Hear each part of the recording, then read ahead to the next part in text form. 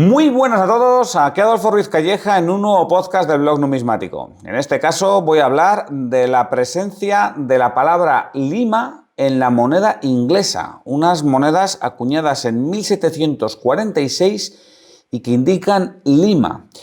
Esto lo hago porque Nomisma Aste, esta casa de subastas afincada en Verona, y digo Verona, me equivoqué cuando lo hice en el vídeo y dije que eran de Turín, pero no, son de Verona. Bueno, pues Nomisma Aste tiene una subasta estupenda para el día 23 de marzo de 2025 y tiene una colección de monedas de 5 guineas y luego 5 soberanos, una cosa maravillosa.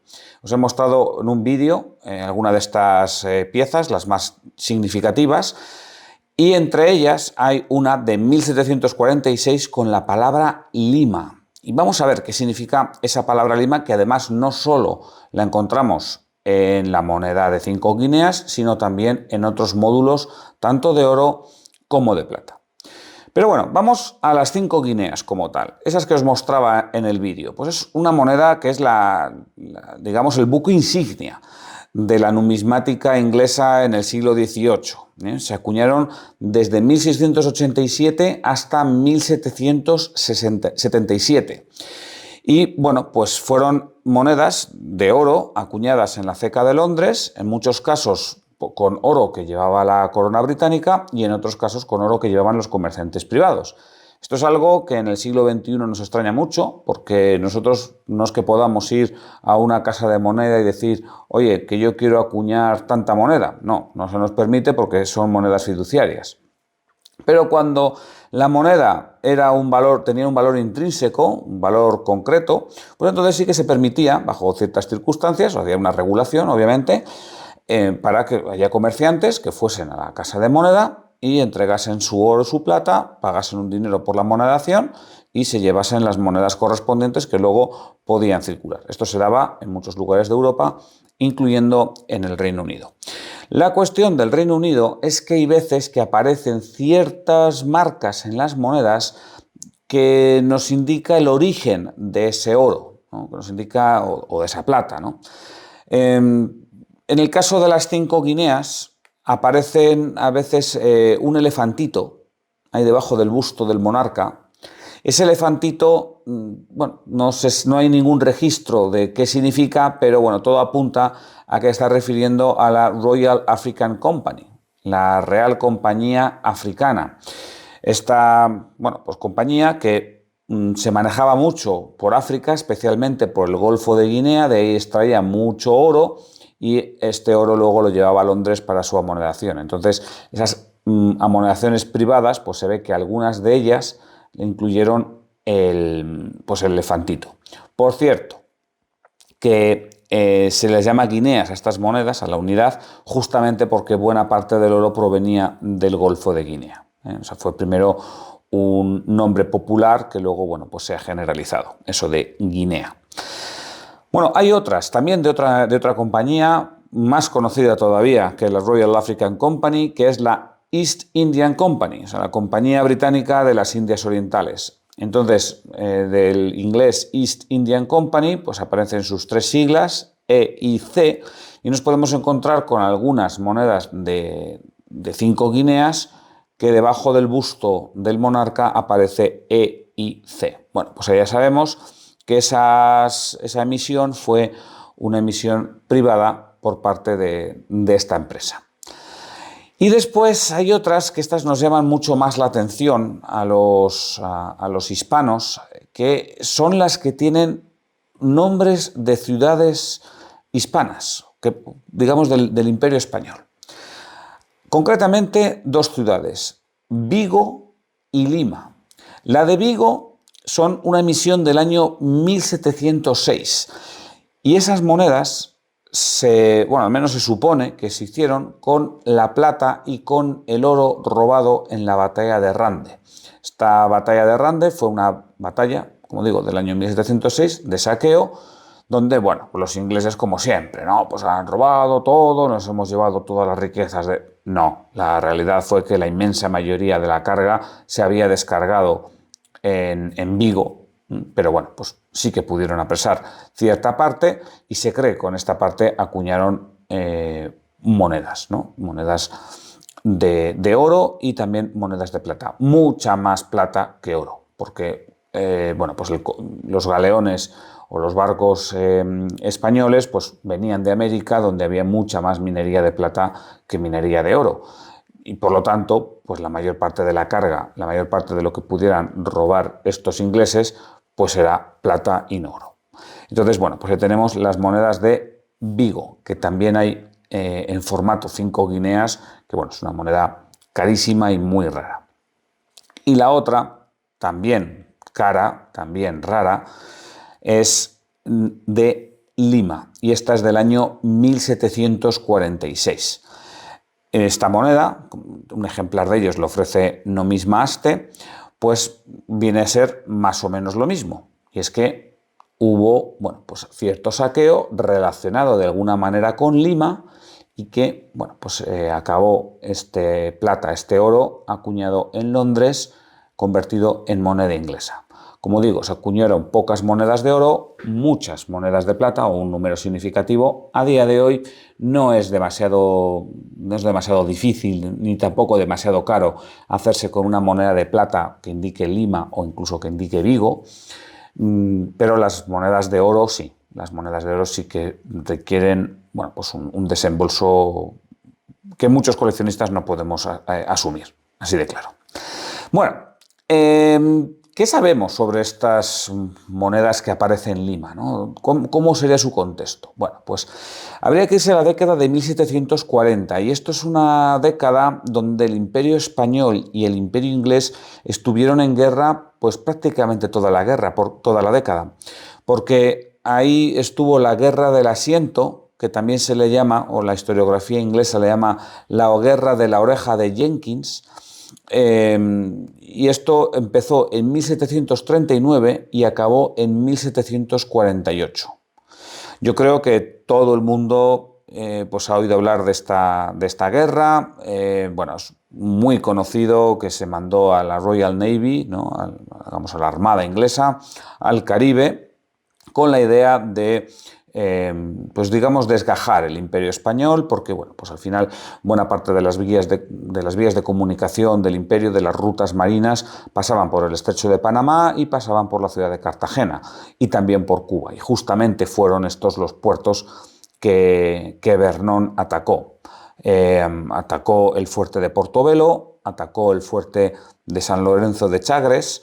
Estos dos están en Panamá, en el actual Panamá, ¿no? El fuerte de San Lorenzo de Chagres es el que custodia la desembocadura del río Chagres, que era muy importante para el traslado de toda la plata que provenía de Sudamérica, que se desembarcaba en la costa pacífica del actual Panamá. Ahí se cruzaba, y se cruzaba en buena parte por el río Chagres, y luego ya desde ahí se encaminaba por Portobelo y hacia Cartagena. Eso era una ruta muy, muy típica. Entonces, bueno, pues se hacía muchísimo daño atacando lo que es la defensa de la salida del río Chagres, de la desembocadura, pues porque era un punto donde pasaban muchísimos de los tesoros del Imperio Español, y por ello tenía que estar muy, muy bien defendido. Entonces atacaron Chagres y atacaron Portobelo. A ver, hay que decir que eran fuertes pequeñitos, porque daros cuenta que América estaba en paz, era fundamentalmente pacífica hasta el siglo XVIII.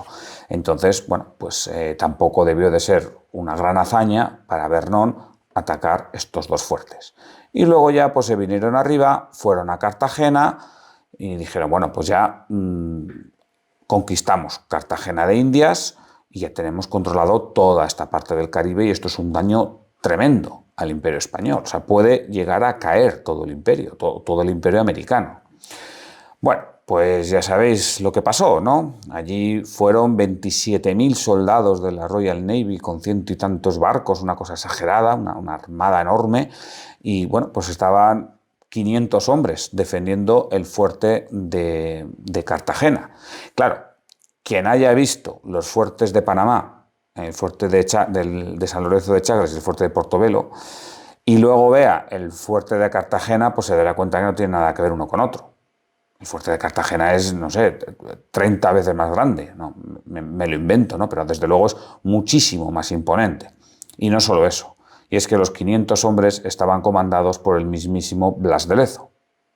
Entonces los ingleses, que ya daban por supuestísimo una victoria, porque a ver qué van a hacer 500 hombres contra 27.000, es que, vamos, a cualquiera que se lo digas, pues es que no hay ningún tipo de opción. Bueno, pues no.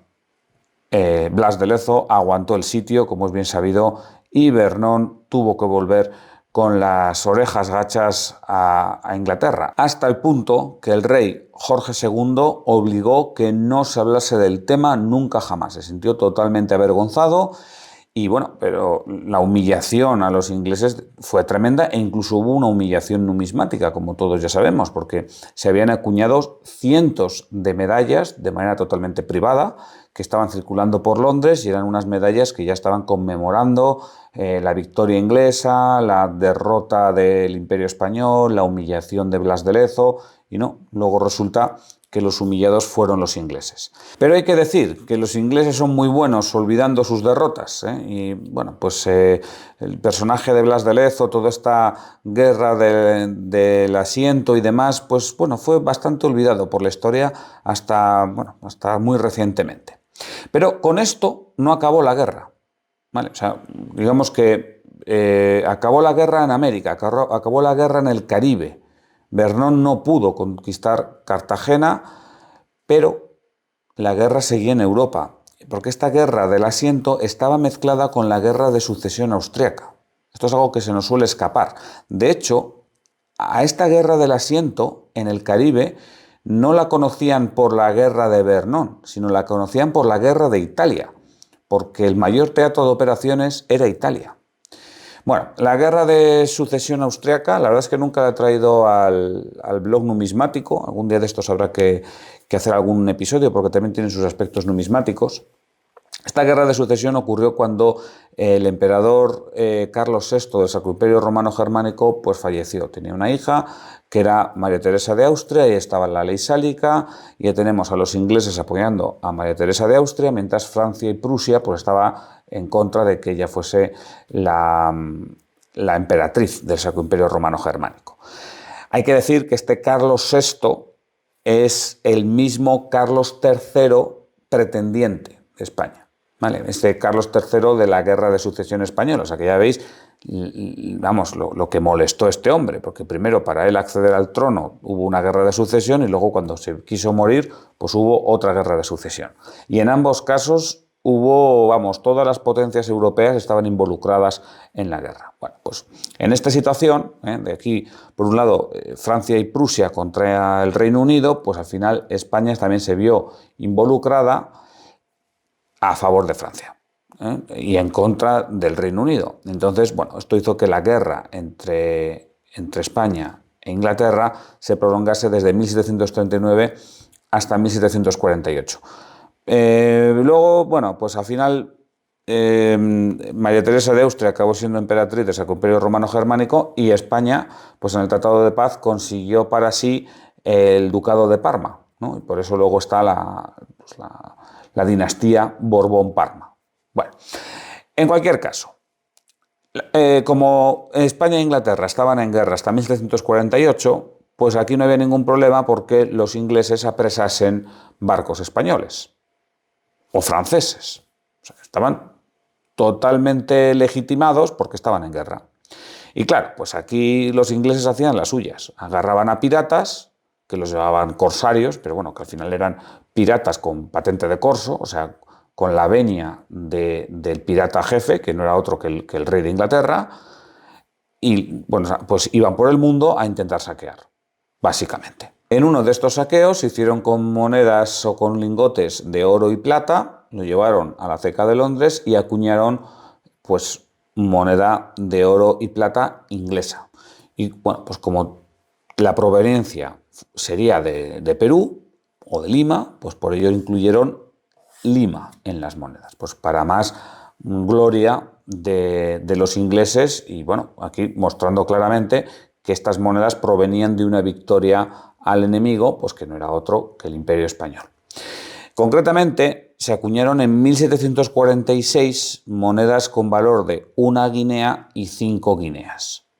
Claro, las de 5 guineas son las más impresionantes, por supuesto. Es una moneda, digamos, pesa prácticamente 41 gramos. O sea, es tremenda.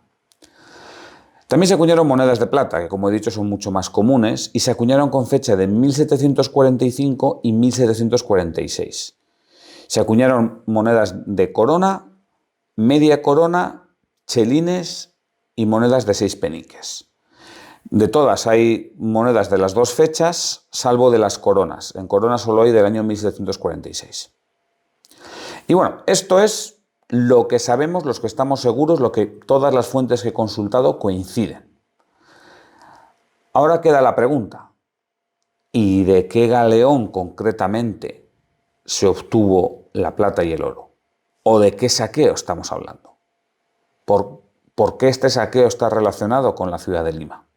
Porque Lima no fue saqueada en 1746. ¿Qué pasó aquí? O 1745, vamos. ¿Qué pasó?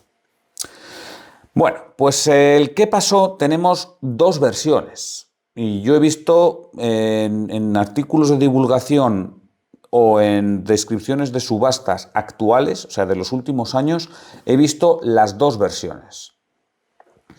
La versión más extendida se la debemos a un comerciante inglés que se llamaba Thomas Snelling. Y este hombre escribió un libro de monedas inglesas, en el año 1762. O sea, 16 años más tarde de que se acuñasen estas monedas. Era algo muy reciente. Y el hombre citaba de dónde provenían las monedas. Y decía que provenían de George Anson. Este George Anson era pues un almirante y un aristócrata británico. Y bueno, pues le podía su condición y acabó siendo un corsario. O sea, ya está. Se le encomendó circunnavegar el mundo y, bueno, en buena forma, pues hacer todo el daño posible que pudiera al Imperio Español. Pues hacer saqueos, intentar apresar barcos si pudiese. De hecho, por ejemplo, saqueó la ciudad de Paita, que es una ciudad que está en Piura, la actual Piura, ¿no? O sea, lo que es la parte norte del Perú, cerca de la frontera con el Ecuador. A ver, eso fue un saqueo muy menor. Estaba la ciudad sin ningún tipo de defensa, simplemente llegaron, saquearon lo que pudieron y se marcharon. Pero bueno, algo hicieron. Y luego su expedición continuó y ahí sí que les tocó el gordo. Les tocó el gordo en el año 1743, porque capturaron el galeón Nuestra Señora de Covadonga, que ese año ejercía como galeón de Manila.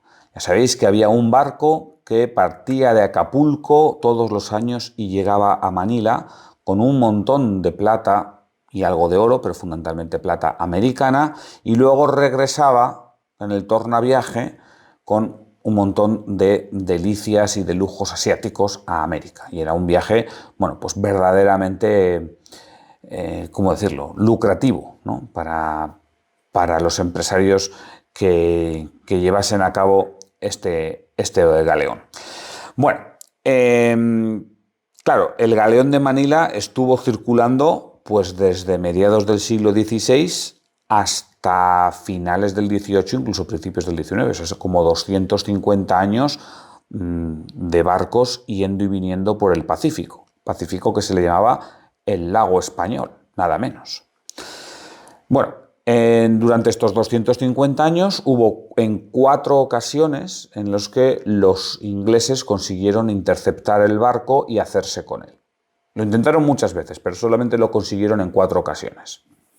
Y una de estas 4 fue en 1743, cuando este pirata inglés, George Anson, pues consiguió apresar el galeón de Manila, lo cual es la ballena más grande de todo el océano, o sea, la mayor presa que pudiese tener cualquier pirata. Se hicieron con el barco cerca de Manila y se supone o supuso este Thomas Snelling que la plata y el oro que trajeron lo llevaron a la Ceca de Londres para acuñar estas monedas llamadas Lima. Bueno, ¿tiene sentido? Hombre, pues apresaron en 1743, luego tuvieron que dar la vuelta por el Cabo de Hornos, entre una cosa y otra, pues seguramente llegarían pues en 1744 al Reino Unido. La noticia fue tremendísimamente cacareada. O sea, vamos, los británicos siempre han sido unos auténticos artistas en la publicidad institucional, hasta el día presente.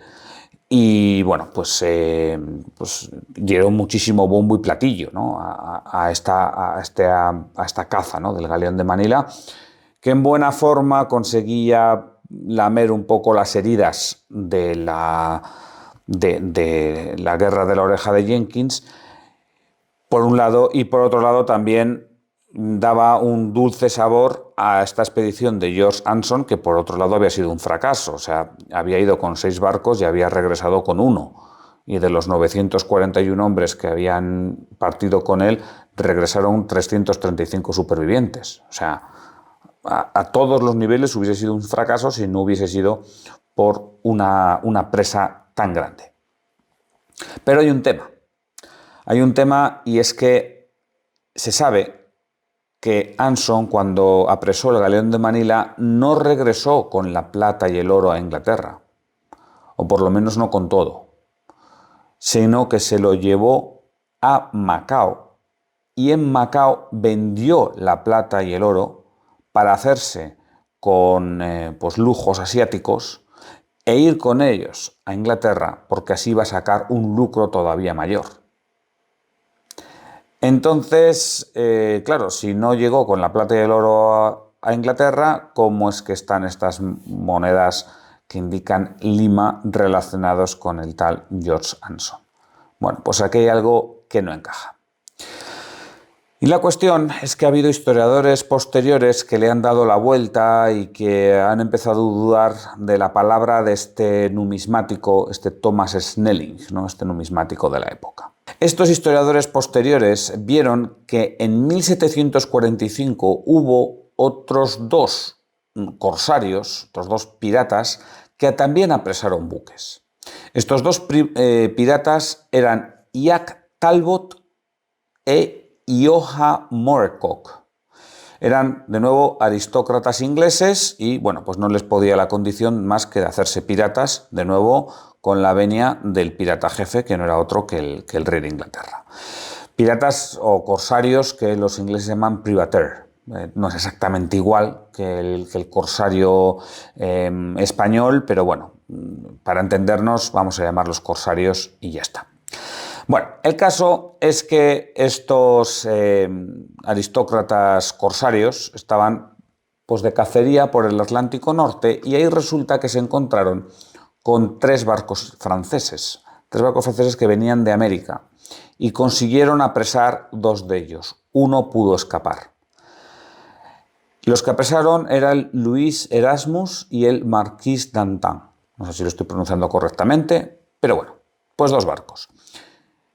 Los llevaron directamente al puerto de Bristol y allí descargaron la carga, que, bueno, era una carga realmente tremenda.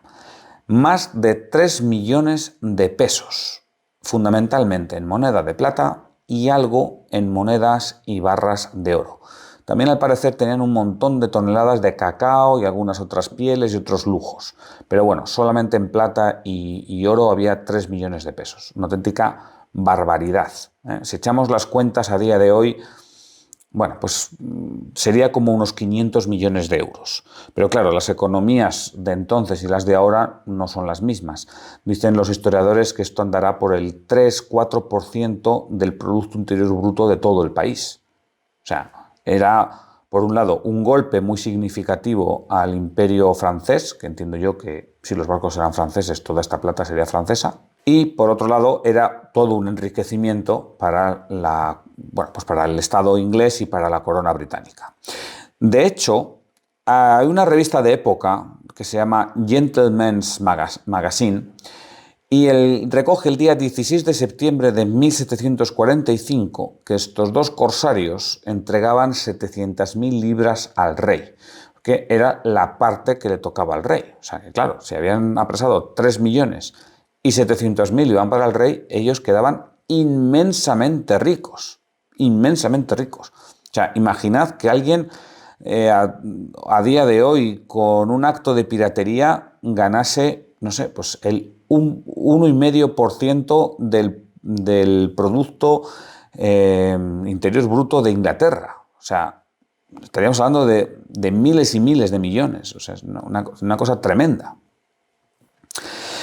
Pero bueno, ahí sabemos que se entregó esta plata al rey, lo que le tocaba, 700.000 libras. El resto quedó para los piratas o los corsarios, como buenamente se lo quisieran repartir. Y luego hay otro documento que encontró Howard Linecart, un numismático, lo encontró en el año 1966. 1966. Bueno, este documento lo que era una solicitud al Banco de Inglaterra para incluir la palabra Lima en una partida de monedas inglesas. Y ese documento estaba firmado por el jefe, ¿no? el director de la Royal Mint, de la Casa de Moneda de Londres, que se llama William Chetwynd, creo que se pronuncia así el apellido, y se fechaba el día 11 de diciembre de 1745. O sea que esto encaja muy bien los tiempos con el momento en el que estos corsarios habían apresado los buques franceses. Y entonces esto hace pensar a muchos historiadores actuales, y a mí también me lo hace pensar, la verdad, que la plata no provenía del galeón de Manila, de Nuestra Señora de Covadonga, sino que provenía de estos dos buques franceses que habían apresado pues estos dos piratas, estos dos corsarios, Talbot y Morecock. Además, se sabe que la mayor parte de la plata que traían estos dos barcos franceses eran justamente monedas de 8 reales columnarias acuñadas en Lima. Así que tendríamos el vínculo entre estos dos barcos y la ciudad de Lima. Y ya por último, la Royal Mint también acuñó medallas en bronce y medallas en plata. Si las hay en oro no lo sé, no he visto ninguna, sí que las hay en bronce y en plata, donde se conmemoraba la hazaña de estos dos corsarios. Son unas medallas donde aparece un retrato de ambos corsarios en el anverso de la medalla. Ahí también se citan, por medio de siglas, los 5 barcos involucrados. Y luego se representa tanto la batalla naval como el transporte de la plata y el oro desde la ciudad de Bristol hasta la Royal Mint. Este transporte se hizo pues, en vagones, ¿no? En calesas tiradas por mulas, concretamente en 45 calesas. O sea, fijaros la cantidad de metal que se llegó a robar, ¿no? en este acto de guerra. Entonces, bueno, yo creo que si lo ponemos todo junto, entre que el galeón de Manila al parecer vendió su plata en Macao, por otro lado, los barcos franceses transportaban 8 reales de Perú.